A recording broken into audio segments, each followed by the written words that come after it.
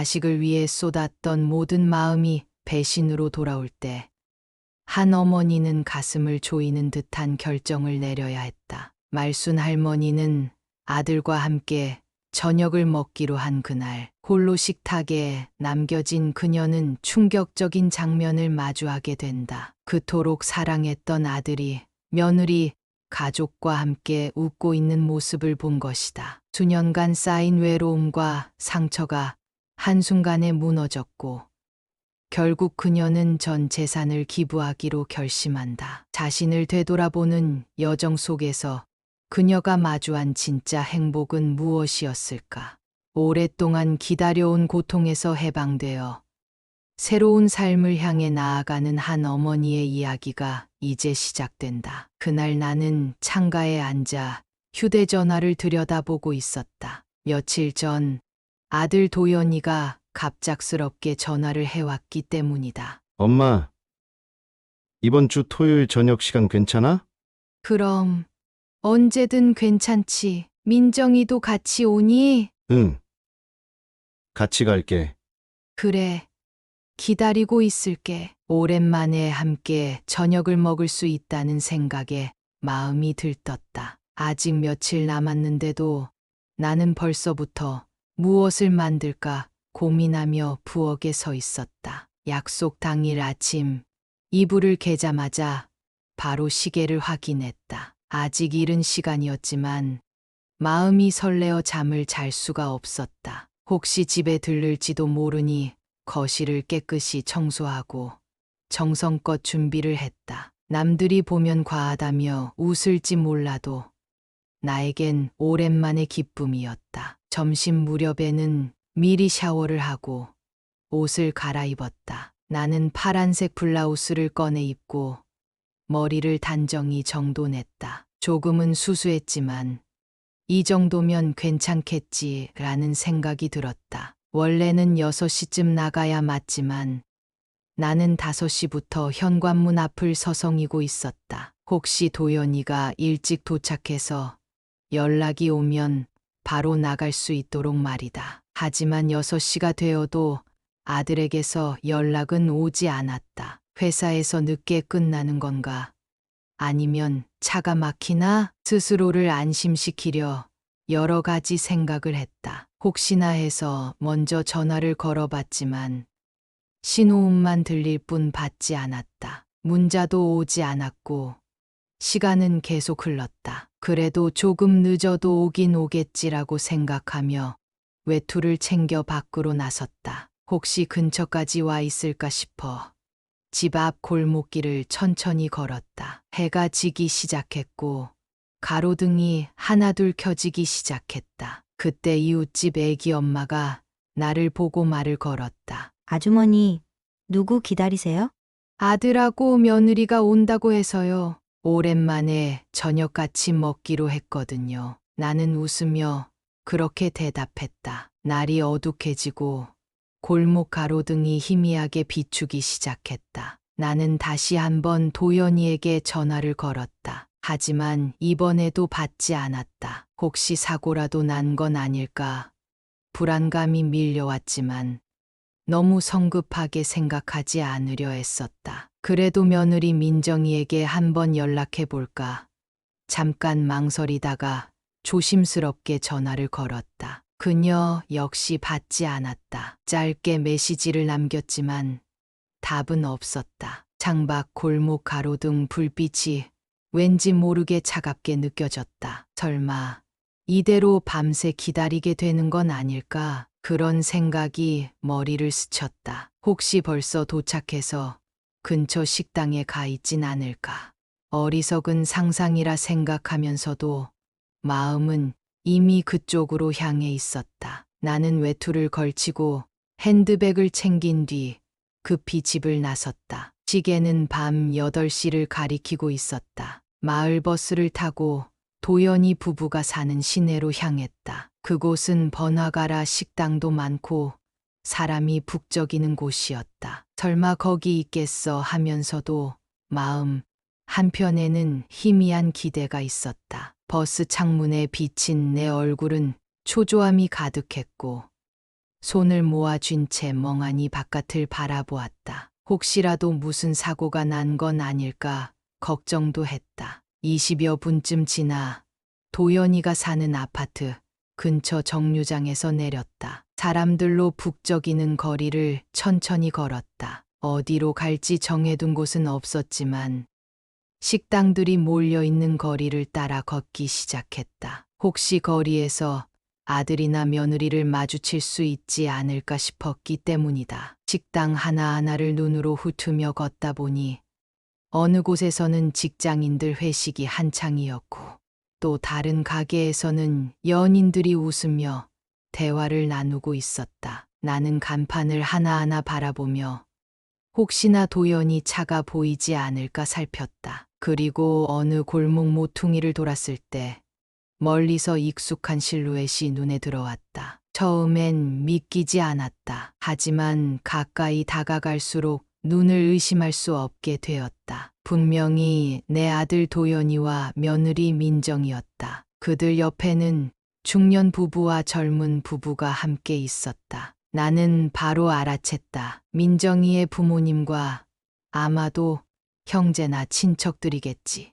그들은 모두 단정한 차림새에 밝은 표정이었다. 도연이는 손짓 발짓을 섞으며 신나게 이야기를 하고 있었고 민정이도 활짝 웃고 있었다. 그들은 막 한식당에서 나오는 길이었고 매우 만족스러워 보였다. 그 모습을 보고 있자니 내 손에 들고 있던 가방이 덜덜 떨릴 정도로 충격이 밀려왔다. 가슴이 요동쳤다. 나는 하루 종일 그 연락 하나만 기다렸는데 왜 여기에 있는 거지? 그것도 나를 빼고 며느리 쪽 가족들만 모두 모인 자리에서.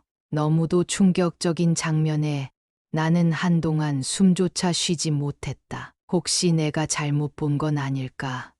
눈을 다시 비벼보기도 했다. 하지만 아무리 봐도 내 눈앞에 있는 건 분명 도연이와 민정이 그리고 며느리 쪽 가족들이었다. 그들은 나를 전혀 알아채지 못한 채 웃으며 차를 향해 걸어갔다. 나는 그 자리에 얼어붙은 듯 멍하니 서 있었다. 이게 도대체 무슨 일이야? 분명 나와 만나기로 한 날인데 왜 저 사람들과 저기 있는 거지? 그들이 탄 차가 떠나 사라질 때까지 나는 아무 말도 아무 움직임도 할 수 없었다. 지나가던 사람들은 나를 힐끔 보고는 아무 일 없다는 듯 스쳐 지나갔다. 차가운 땀이 등줄기를 타고 흐르고 눈에는 눈물이 맺혔지만 울 수도 없었다. 분노와 배신감이 한꺼번에 올라왔다. 왜 연락 한 통 없이 나를 이렇게까지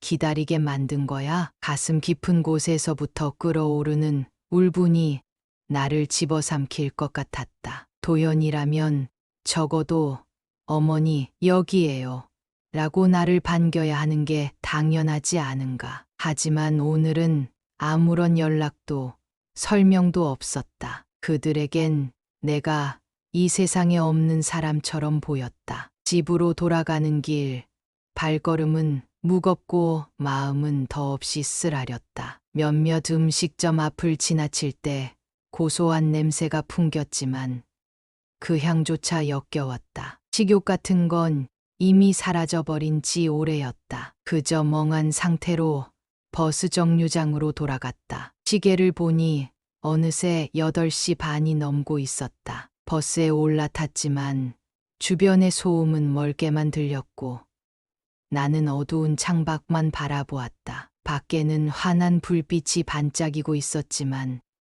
내 마음은 칠흑같이 어두웠다. 차라리 다른 약속이 생겼으면 나한테 말이라도 했어야지. 그렇게 늦도록 기다리게 만들고 아무 설명도 없이 넘길 수 있는 일인가. 집에 도착했을 땐 마을은 이미 조용했고 하늘엔 별도 보이지 않았다. 현관문을 열고 들어왔지만 불을 켜는 것도 귀찮았다. 그 자리에 그대로 멍하니 서 있었다. 낮 동안 그토록 설렜던 마음은 사라지고 대신 가슴을 애는 듯한 공허함만이 남아 있었다. 신발을 벗는 힘조차 없이 바닥에 주저앉아 버렸다. 가방 속에서 휴대전화를 꺼냈지만 착신은 역시 없었다. 눈물이 고였지만 이상하리만치 눈물이 흐르지 않았다. 그저 이게 현실이구나 하는 생각만 들었다. 왜 내가 이런 대접을 받아야 하는지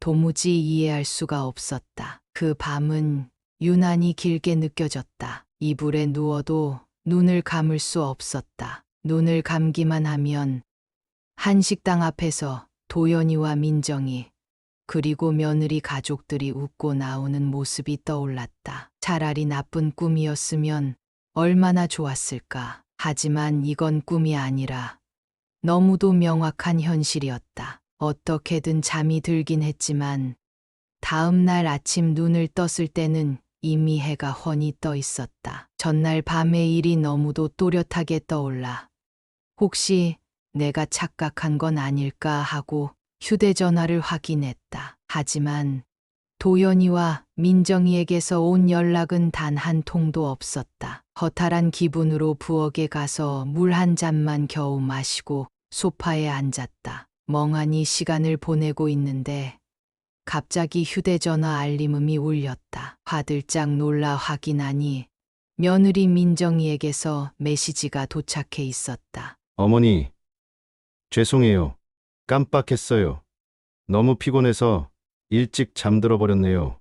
고작 이 한 문장이었다. 그 짧은 문장을 읽는 순간 어제부터 꾹 눌러 참아왔던 감정이 한꺼번에 터졌다. 나는 그들이 식당에서 웃고 떠드는 모습을 똑똑히 봤다. 깜빡했어요라는 말이 어제 그 밝은 장면과 겹쳐지자 더더욱 분노가 치밀었다. 최소한 죄송합니다. 갑자기 일이 생겨서요.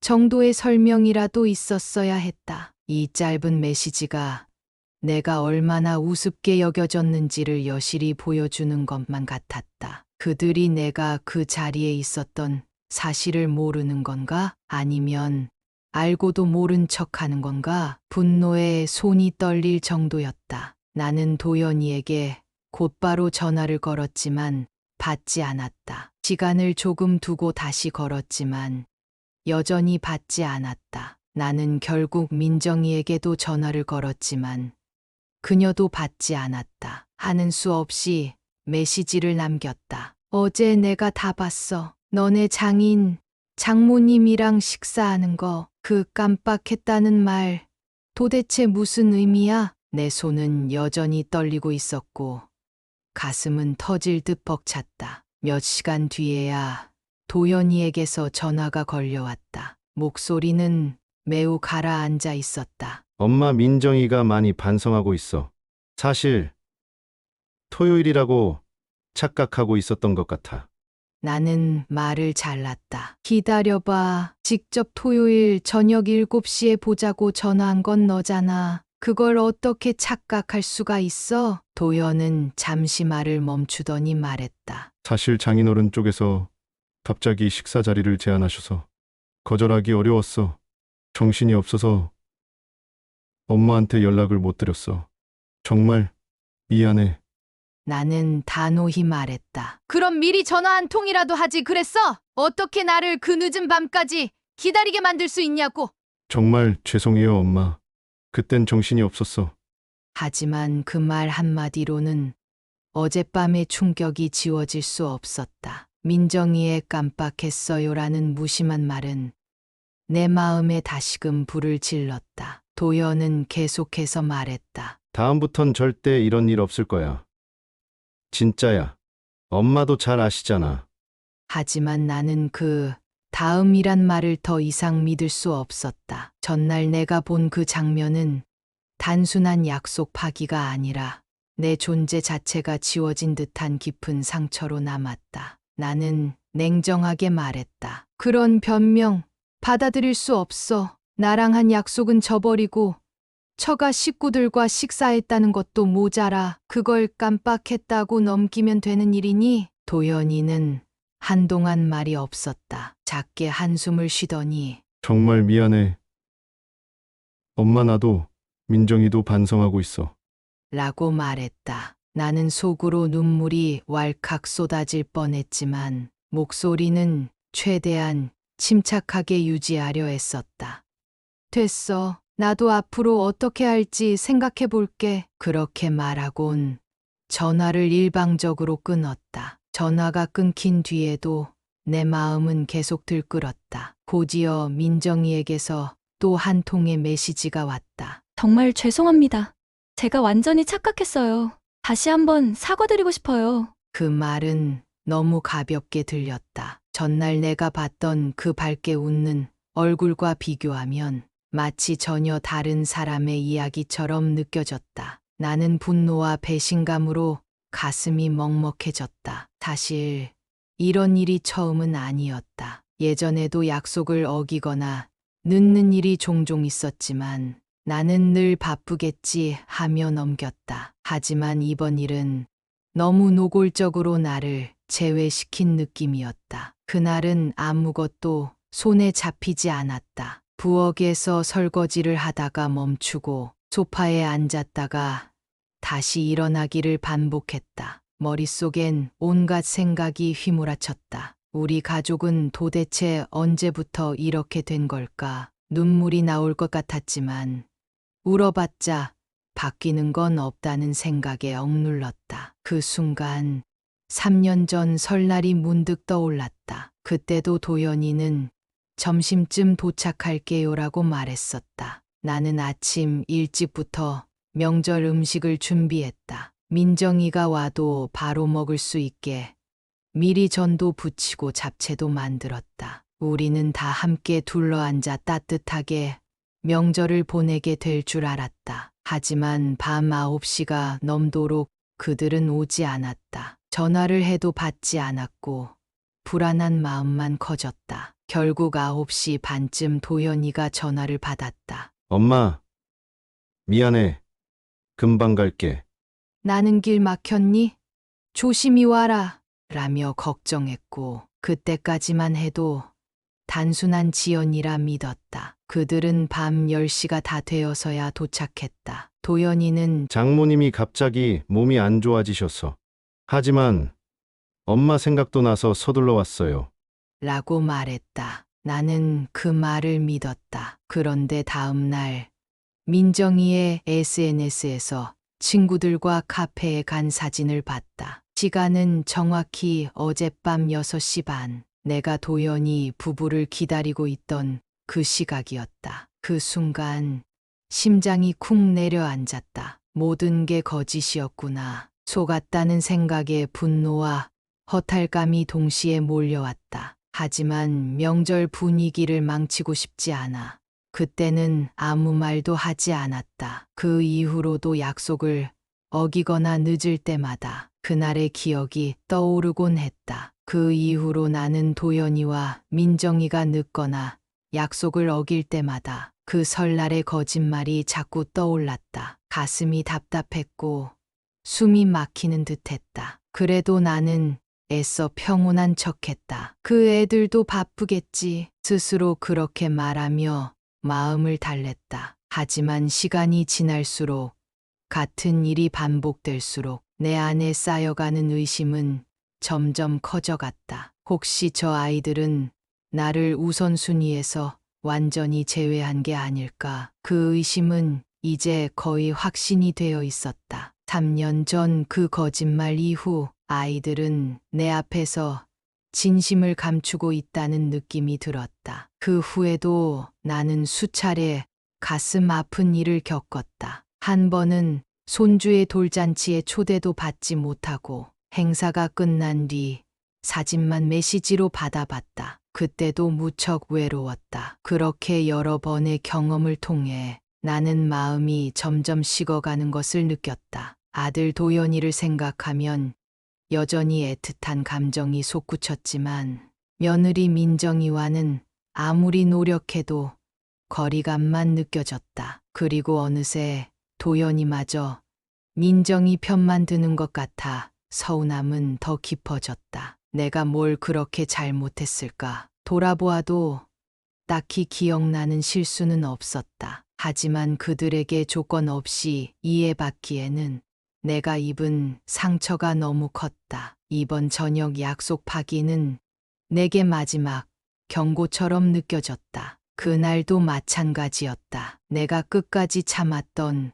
그 설날 기억과 똑같은 일이 다시 벌어진 것이다. 나는 더 이상 이 관계를 계속 이어갈 의미가 없다고 느꼈다. 내 머릿속은 분노와 상처로 가득 찼고 도무지 이 감정을 주체할 수 없었다. 생각해보면 이런 일들이 벌어질 조짐은 오래전부터 있었다. 하지만 나는 가족이라는 이유로 일부러 외면해왔던 것이다. 가정을 지키고 싶다는 마음에 진실을 보지 않으려 했던 내 잘못도 있었다. 그러나 이제는 아니다. 이대로라면 나는 더는 견딜 수 없을 것 같았다. 그동안 쌓여온 상처는 이미 너무 깊었다. 나는 문득 생각했다. 내가 대체 무슨 죄를 지었기에 이렇게까지 무시당해야 하나. 도연이 부부는 결코 나를 소중히 여기지 않았다. 그건 그들의 행동이 이미 충분히 증명하고 있었다.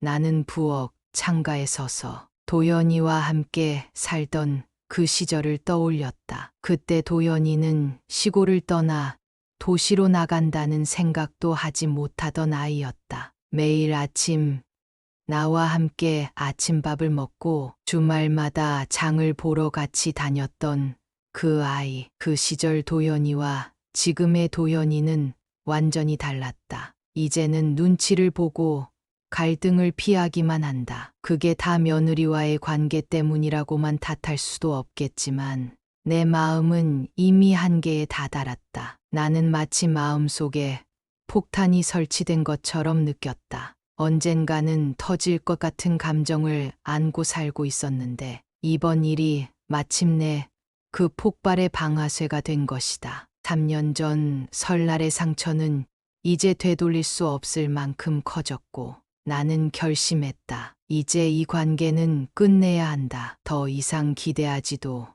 상처받지도 않기 위해서였다. 다음 날 아침 나는 평소보다 일찍 눈을 떴다. 보통은 부엌에서 간단한 아침 식사를 챙겨 먹었지만 이날은 아무것도 먹고 싶지 않았다. 밤새 고민한 탓에 몸도 무거웠다. 하지만 도연이에게 직접 이야기하지 않으면 안 되겠다는 생각에 전화를 걸었다. 신호가 갔지만 받지 않았고 곧 끊어졌다. 나는 다시 한번 전화를 걸었고 이번에도 받지 않았다. 할 수 없이 문자 메시지를 보냈다. 중요한 이야기니까 꼭 연락 줘. 1시간쯤 지나 도연이에게서 전화가 왔다. 수화기를 들었을 때 목소리가 떨리는 것이 느껴졌다. 어제 엄마가 한 말 다 들었어.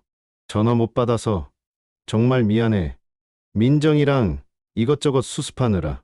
나는 바로 말을 잘랐다. 아니, 도연아, 너는 분명히 토요일 7시에 보자고 했잖아. 내가 직접 그랬어. 그런데 그걸 어떻게 잊을 수 있어? 도연이는 잠시 머뭇거리다 말했다. 장인어른이 갑자기 식사 자리를 제안하셨어. 거절하기 어려웠어. 엄마한테 연락드려야 한다는 걸 알면서도 정신이 너무 없어서.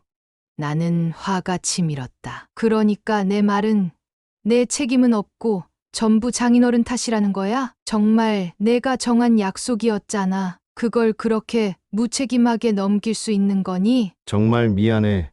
엄마, 나도 민정이도 반성하고 있어. 이런 일이 다시는 없도록 할게. 다음에는 꼭 시간을 제대로 확인하고 함께 식사하자. 민정이도 그걸 원해. 하지만 나는 그 말이 전혀 위로되지 않았다. 다음이란 말, 이제는 믿을 수 없어. 내가 얼마나 기다렸는지 너는 모르잖아. 결국 나를 뒤로 밀어두고 내 처가 가족들과 식사하는 모습을 내가 두 눈으로 똑똑히 봤단 말이야. 도연이는 잠시 말이 없더니 엄마, 그럴 뜻은 아니었어. 정말 미안해. 단 한 번만 용서해줘. 우리 진심으로 반성하고 있어. 라고 말했다. 하지만 나는 담담히 말했다. 반성한다고 모든 상처가 지워지는 게 아니야. 나는 내가 자꾸 문제를 단순하게 보려는 게 더 속상해. 그리고 조용히 한 마디를 덧붙였다. 너희가 어떻게 나오든 나는 내 인생을 살기로 마음먹었어. 그 말을 끝으로 통화를 마친 나는 마침내 변호사 사무실을 찾았다. 나는 그날 아침 조용히 준비를 마치고 마을버스를 타고 읍내로 향했다. 평소 같았으면 긴 시간 걸리는 이동이 귀찮았겠지만 그날만큼은 하나도 힘들지 않았다. 이미 마음의 결정을 내렸기 때문이었다. 내가 도착한 곳은 법률사무소였다. 건물은 아담하고 단정했으며 문을 열자 조용하고 정돈된 분위기의 상담실이 나를 맞이했다. 안내 데스크에 있던 직원이 다정한 목소리로 물었다. 어서 오세요. 어떤 상담 도와드릴까요? 나는 약간 떨리는 목소리로 말했다. 재산에 대해 상담받고 싶어요. 직원은 일정을 확인한 뒤 나를 상담실로 안내했다. 곧 젊은 변호사 한 명이 들어와 내 맞은편에 앉았다. 그는 밝은 미소를 지으며 말했다. 어서 오세요. 어떤 일로 상담 예약하셨을까요? 나는 한참을 망설이다 조심스럽게 입을 열었다. 아들에게 물려줄 생각이었던 재산이 있습니다. 하지만 이제는 그럴 필요가 없다고 느끼게 됐어요. 내 목소리는 작았지만 말 하나하나에는 단호함이 담겨 있었다. 나는 이번 일을 계기로 수년간 쌓여온 외로움과 배신감, 그로 인한 내 마음의 변화까지 천천히 설명했다. 변호사는 조용히 고개를 끄덕이며 내 말을 경청했다. 설명이 끝나자 나는 말했다. 가지고 있는 토지들과 예금을 지역 장학재단에 기부하고 싶습니다. 그 절차를 알려주세요. 변호사는 필요한 서류와 절차를 차분하게 설명해 주었다. 생각보다 복잡한 요소도 있었다. 예를 들어 가족 동의 여부, 재단과의 구체적인 협의 절차 등. 하지만 나는 확신이 있었다. 누가 반대하더라도 저는 마음을 굳혔어요. 꽤 긴 시간이 흐른 후 상담이 마무리되었고 변호사는 조심스럽게 덧붙였다. 천천히 다시 생각하셔도 괜찮습니다. 충동적으로 결정하신 건 아닌지 걱정이 되어서요. 나는 조용히 고개를 끄덕이며 말했다. 충동이 아닙니다. 이건 오랜 시간 쌓인 마음의 결론이에요. 상담을 마치고 사무실 문을 나섰을 때 가슴 한켠이 이상하게 후련해졌다. 결정이 주는 해방감이 이런 것이었을까. 지금껏 나는 도연이 부부에게 집착해왔다. 그들이 내 남은 인생의 중심이 되리라 믿었기 때문이다. 하지만 돌아온 건 실망뿐이었다. 이젠 내 인생은 내 스스로 지켜야 한다는 걸 깨달았다. 법률사무소를 나와 골목길을 걷는데 왠지 모르게 가슴이 뻥 뚫린 것처럼 시원했다. 지금까지의 집착은 내가 남은 인생을 도연이와 민정이에게 의지하려 했기 때문이었지. 하지만 이제는 아니었다. 실망만 거듭한 그들 대신 나는 나 자신을 위해 살아야겠다는 생각이 들었다. 시골집으로 돌아가는 버스 안에서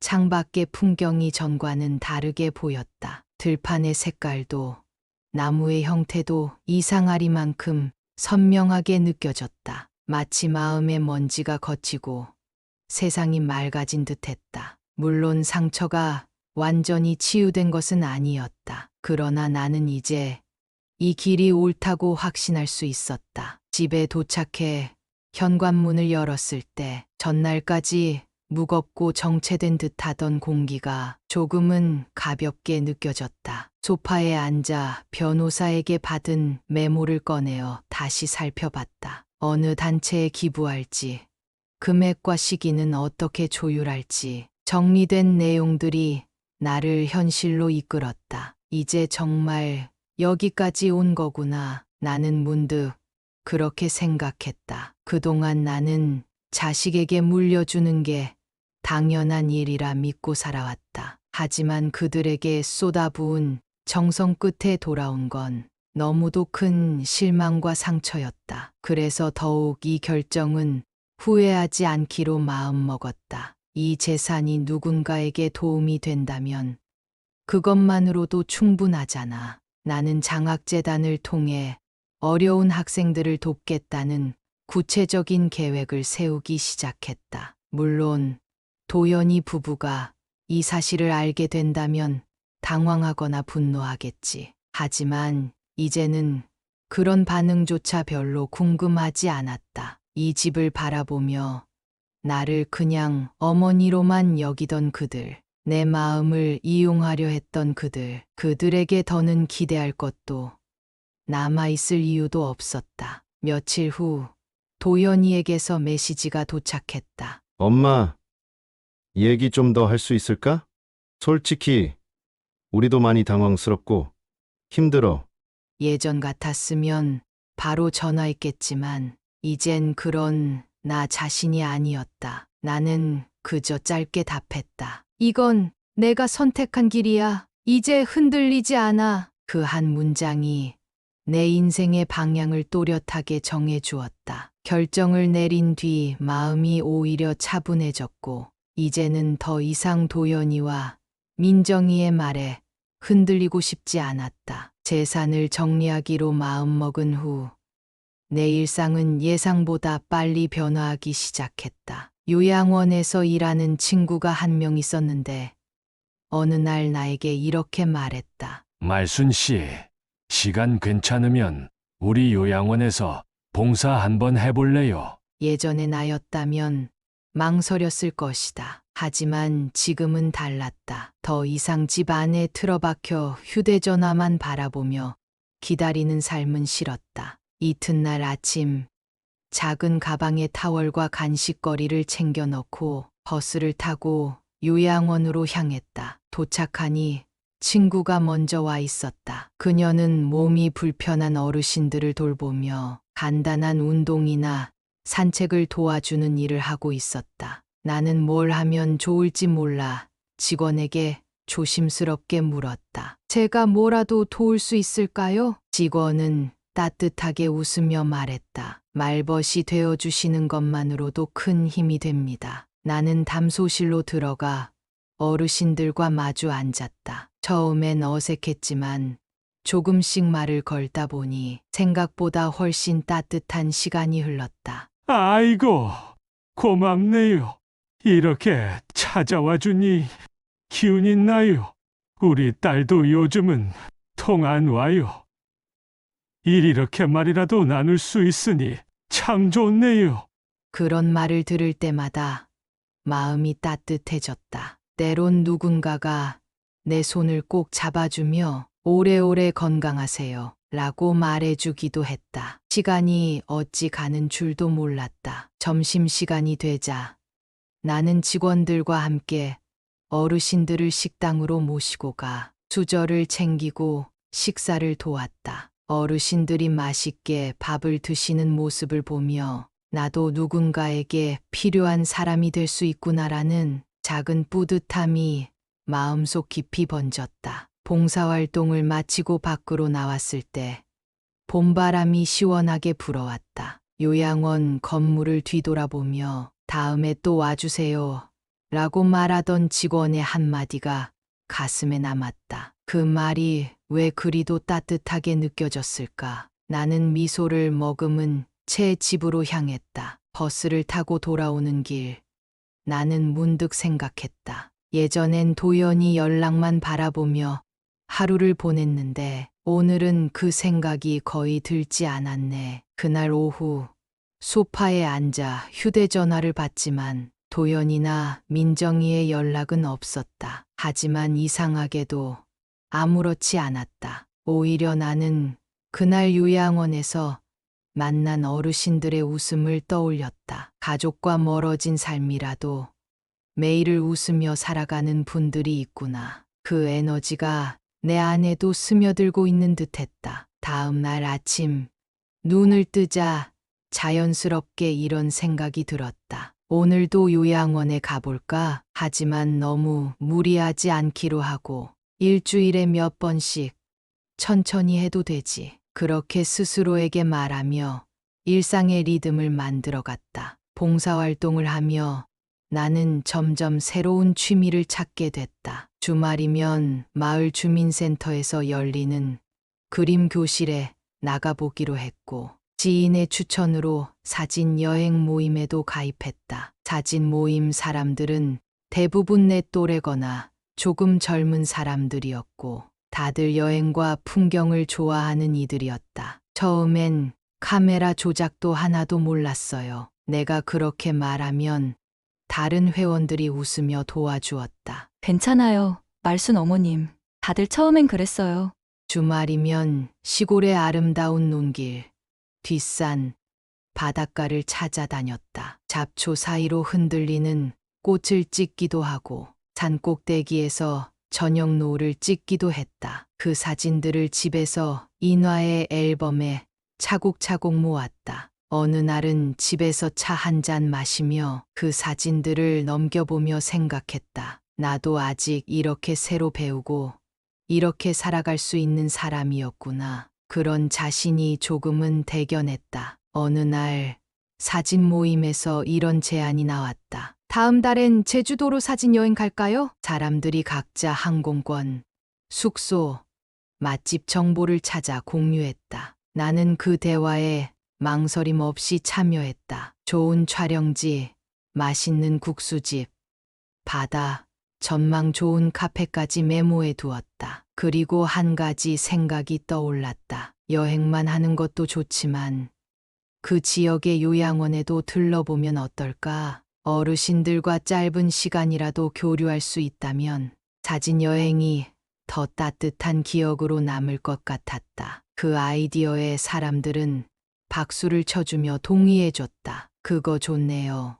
그냥 관광 말고 의미 있는 여행이 되겠어요. 그날 집으로 돌아오는 길, 나는 혼자 미소를 지었다. 이전에 나는 누군가 먼저 이끌어줘야만 움직이던 사람이었다. 하지만 지금은 내가 먼저 움직이고 사람들과 나누는 삶을 즐기고 있었다. 여행 준비가 한창이던 어느 날 친구 한 명이 말했다. 말순 씨, 예전이랑 정말 많이 달라졌어요. 예전엔 누가 먼저 움직이지 않으면 아무것도 안 하셨잖아요. 나는 웃으며 대답했다. 그러게요.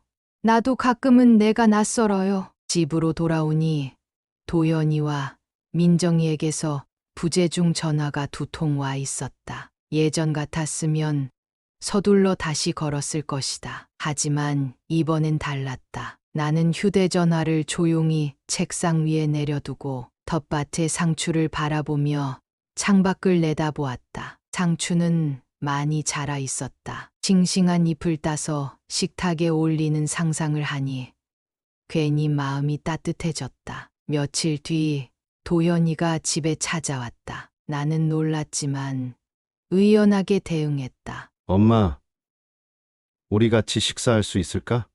나는 잠시 생각하다가 말했다. 미안하다. 도연아, 지금은 그런 기분이 아니구나. 도연이는 조용히 한숨을 쉬었다. 민정이는 옆에서 아무 말도 하지 않았다. 나는 말을 이었다. 재산 문제라면 이미 내 마음은 정해졌단다. 이젠 더 이상 할 말은 없어. 그 말을 들은 민정이는 조심스레 말했다. 어머님 혹시 한 번만 다시 생각해 주실 수는 없을까요? 나는 고개를 천천히 저으며 대답했다. 이제 내 인생은 내가 살아야 해. 도와줄 수 있는 건 아무것도 없단다. 잠시 정적이 흐른 뒤 나는 차를 내올까 생각했지만 두 사람은 무겁게 고개를 숙인 채 돌아섰다. 그날 밤 나는 거실 소파에 앉아 혼자 생각에 잠겼다. 그래도 내 자식인데 너무 냉정했나? 하지만 지난 몇 년 동안 내가 얼마나 기다리고 얼마나 외로웠는지를 떠올리자 다시금 마음이 단단해졌다. 그들이 찾아온 이유는 결국 돈 때문이었고 그 외의 진심은 느껴지지 않았다. 그래서 미련도 후회도 없었다. 다음 날 요양원 봉사에 나섰을 때 익숙한 어르신들이 또 와주셨네요. 하며 환하게 맞아주셨다. 그 순간 나는 도연이와 민정이의 얼굴이 머릿속에서 사라져 있었다. 오늘은 가볍게 체조부터 해볼까요? 내 제안에 모두가 손뼉을 치며 환호했다. 나는 그들의 환한 미소를 보며 느꼈다. 내가 있어야 할 곳은 바로 여기구나. 나는 휠체어를 밀며 요양원 복도를 천천히 걸었다. 창밖에서 들어오는 햇살은 따뜻했고 봄바람은 뺨을 스치듯 부드러웠다. 오늘 날씨 정말 좋아요. 바깥 나들이 한번 해볼까요? 내가 그렇게 말하자 어르신들의 얼굴에 기대감이 떠올랐다. 오랜만에 바깥으로 나온 어르신들은 마치 아이처럼 들뜬 표정을 지었다. 함께 화단 옆을 걷고 벤치에 앉아 꽃을 바라보았다. 한 어르신이 말했다. 저 들꽃들 너무 예쁘네요. 우리 동네에도 예전엔 저런 게 많았는데 나는 그 말을 들으며 조용히 미소 지었다. 이 조용한 시간 참 따뜻하구나. 꽃잎이 바람에 흔들리는 모습을 함께 바라보며 나는 내 마음속 무언가가 천천히 녹아내리는 걸 느꼈다. 어쩌면 이렇게 작은 순간들이 진짜 행복인지도 몰라. 아들과 며느리에게 받은 상처, 되돌릴 수 없는 시간들, 그 모든 것을 치유해 주는 건 누구의 사과나 재산이 아니라 바로 이런 잔잔한 하루하루였다. 누군가를 완전히 끊어낸다는 건 그들을 벌주기 위해서가 아니라 나 자신을 지키기 위해서라는 걸 나는 이제야 깨달았다. 그날 오후 집에 돌아온 나는 손에 카메라를 들었다. 며칠 전 다녀온 들녘 사진을 정리하며 앨범 한쪽에 작은 글귀를 적어 넣었다. 진짜 행복은 기대하지 않아도 찾아오는 아주 작고 따뜻한 순간에 있다. 그 문장을 다 쓰고 나니 마음속에 묵직하게 남아있던 응어리가 조금은 가벼워진 것 같았다. 물론 때로는 외로움이 밀려오기도 했다. 하지만 그런 순간이 찾아올 때면 다음 자원봉사 일정이나 사진 모임 공지를 떠올리며 새로운 하루를 준비했다. 이제는 다시 내 삶의 주인공이 되어야지. 나는 그렇게 마음속으로 다짐했다. 요양원에서의 봉사, 주민센터의 그림 수업, 사진 여행 모임, 그 모든 활동을 통해 나는 내 마음 깊은 곳에서 진짜로 원했던 것이 무엇인지 조금씩 알게 되었다. 한때는 다 잃어버렸다고 생각했던 행복이 사실은 아주 가까운 곳에 있었다는 걸 나는 이제야 깨달을 수 있었다. 봉사를 시작한 지도 어느덧 반년이 지나 있었다. 요양원 어르신들과는 마치 오랜 가족처럼 가까워졌고 내 얼굴만 봐도 반갑게 손을 흔들어 주는 분들이 생겼다. 주말이면 빠지지 않고 그림 수업에 나가 유화 물감의 냄새를 맡으며 작은 캔버스에 색을 입혔다. 처음엔 서툴렀지만 덧칠할수록 색감이 깊어지고 마음속 응어리도 함께 풀리는 것 같았다. 내가 그린 풍경화 한 장을 요양원에 가져가 어르신들 앞에서 보여주자. 어머, 이거 우리 동네 아니에요? 이 길, 나도 옛날에 걸었던 길 같아. 웃음과 추억이 함께 번져갔다. 그 반응을 보며 나는 문득 생각했다. 이 그림 한 장이 누군가에게는 추억이 될 수 있구나. 사진 모임에서는 이번엔 제주도로 여행을 간다는 얘기가 오갔고 나는 여행 중 근처 요양원에도 들러보자고 제안했다. 사진만 찍고 오는 게 아니라 사람들과 교류할 수 있는 기회가 되면 좋겠어요. 내 말에 사람들은 박수치며 말했다. 말순 어머니, 정말 멋지세요. 그런 여행이라면 더 기대돼요. 그 말을 듣는 순간 나는 속으로 다시 다짐했다. 그래, 이게 내가 가야 할 길이야. 누군가에게 기대거나 누군가의 연락을 기다리는 삶은 이제 끝이야. 그러던 어느 날 도연이와 민정이에게서 또 전화가 왔다. 예전 같았으면 긴장했겠지만 지금 나는 흔들리지 않았다. 그저 전화를 받지 않고 텃밭에 나가 상추 잎을 따며 조용히 속삭였다. 이제 나는 나를 위한 인생을 살아가는 거야. 며칠 후 도연이가 집에 찾아왔다. 예전 같으면 당황했겠지만 이번에는 차분하게 맞았다. 엄마, 우리 같이 밥 한 끼만 먹을 수 있을까? 나는 조금 생각한 후 조용히 말했다. 미안하지만 지금은 그럴 마음이 없어. 도연이는 고개를 숙였고 민정이는 아무 말 없이 옆에 서 있었다. 나는 덧붙였다. 재산 문제라면 이미 다 정리했어. 이제 더 이상 이야기할 필요는 없단다. 민정이는 조심스럽게 입을 열었다. 어머님, 혹시 한 번만 다시 생각해 주실 수 없을까요? 나는 고개를 천천히 저으며 단호하게 말했다. 내 인생은 내가 결정할 거야. 도와줄 것도 기대할 것도 더는 없어. 잠시 정적이 흘렀고 나는 차를 내올까 생각했지만 두 사람은 더 머뭇거리지 않고 돌아섰다. 그날 밤 거실 소파에 앉아 가슴이 조금 저려왔다. 그래도 내 자식인데 너무 냉정했나. 하지만 곧바로 떠오른 수많은 기다림과 상처들이 그 생각을 덮어버렸다. 그들은 결국 필요할 때만